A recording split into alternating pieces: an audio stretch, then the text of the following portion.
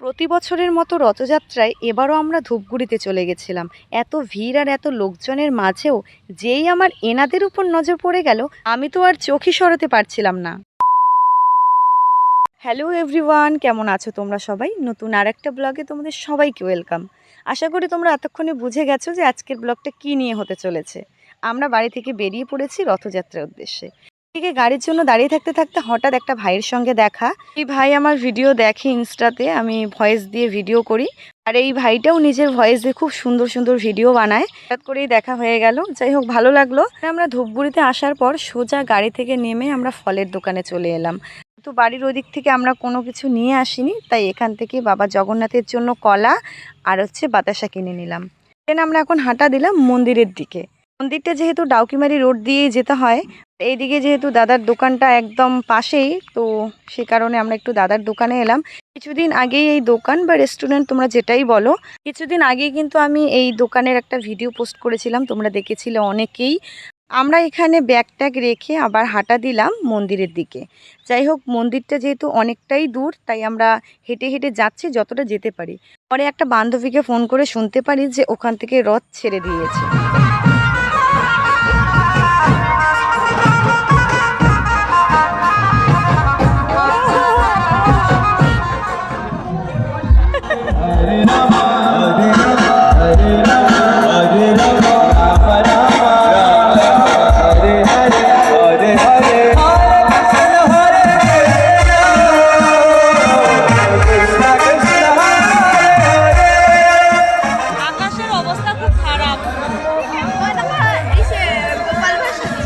দাঁড়িয়ে থেকে রথযাত্রার লোকজনদেরকে দেখতে দেখতে হঠাৎ চোখে পড়লো গোপাল ভাঁড় তার বউকে। সামনে থেকে দেখতে কি যে মিষ্টি লাগছে তোমাদেরকে বলে বোঝাতে পারবো না।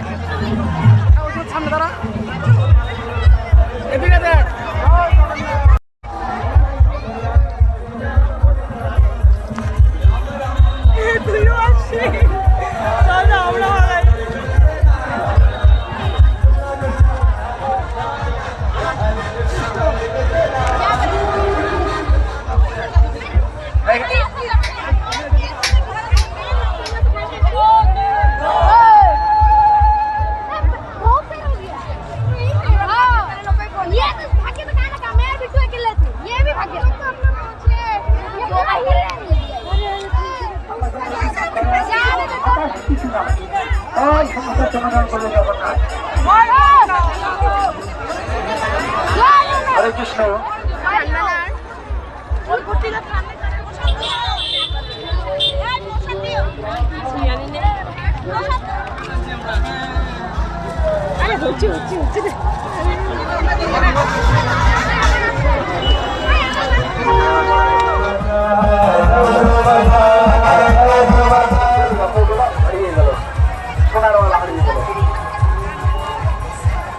একটা কথা না বললেই নয়, এই যে রাধাকৃষ্ণ সেজেছে দেখতে পাচ্ছ, সামনে থেকে দেখতে ভীষণ মিষ্টি লাগছিল।